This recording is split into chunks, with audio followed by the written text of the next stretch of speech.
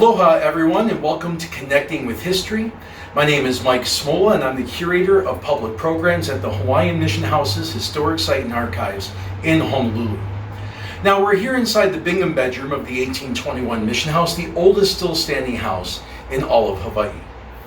And one of the things I think we always forget about when we talk about history and groups of people like the Hawaiians or the missionaries is forget that these are real people, that they have joys and sorrows, successes and failures. They have emotional lives like we do today.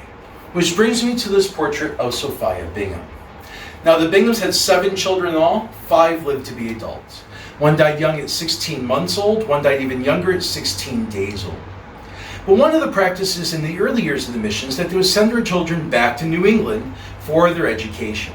Sometimes a child would be as young as 6 or 7 years old, put on a ship under the care of the captain, or if they're lucky, a returning missionary family, for the 4 to 8 month voyage back to New England, where they live with extended family or close family friends of their parents that they had never met before, until they finished high school, if not college, with no guarantees that their children would ever come back here, or quite frankly, if they'd ever see them again.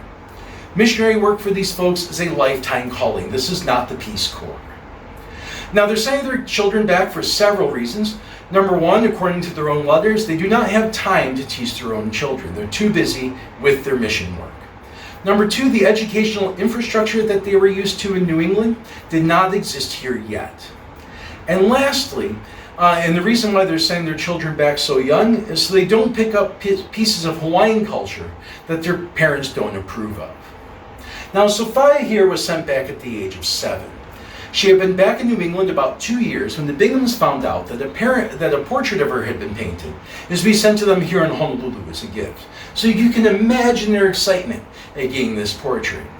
They go down to the harbor, they meet the ship, they bring back their wrapped portrait, they open it up, and they start crying.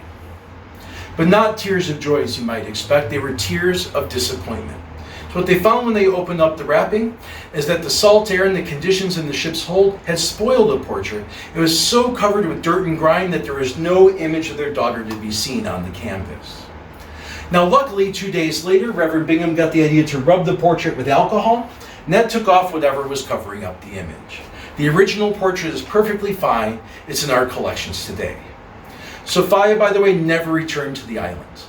It's about 13 years before the Binghams saw her again when they themselves returned to the United States on a permanent basis. Now the missionaries continued sending their kids back until 1841 when they founded the school over in Manoa Valley here on Oahu that we today call Punahou School. Today's most famous graduate of Punahou is probably former President Barack Obama.